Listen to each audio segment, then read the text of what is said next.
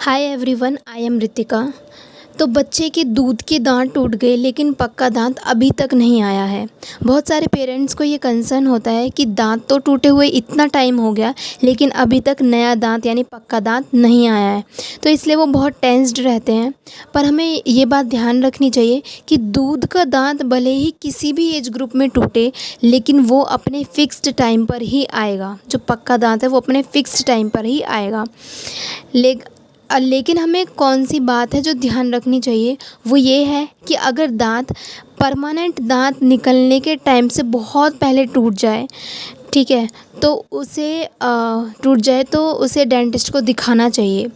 क्योंकि होता ये है कि जो दांत टूटता है उसकी जगह पे पक्का दांत आता है, तो इसलिए हमें उस जगह को मेंटेन करना बहुत ज़रूरी है। अब जैसे हम एग्ज़ाम्पल ले लें कि पीछे का दांत था और उसमें कैरीज़ लग गई दूध के दांत में और वो टूट गया और उससे पीछे भी हमारे पास एक मोलर आ चुका है परमानेंट वाला, ठीक है। तो इसमें होगा क्या कि जो परमानेंट मोलर है ना, उसकी टेंडेंसी होती है कि वो मीज़ियली ड्रिफ्ट करता है, ठीक है, यानी कि आगे की तरफ मिड लाइन की तरफ में वो ड्रिफ्ट कर जाता है।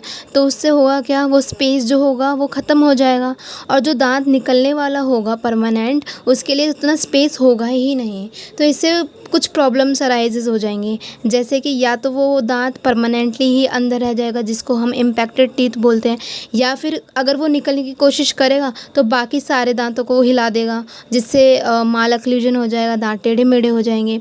तो इस दांत को जो स्पेस है उसको मेंटेन करना बहुत ज़रूरी है।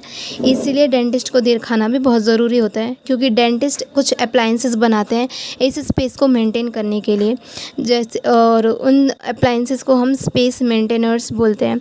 सो कंसल्ट विद डेंटिस्ट।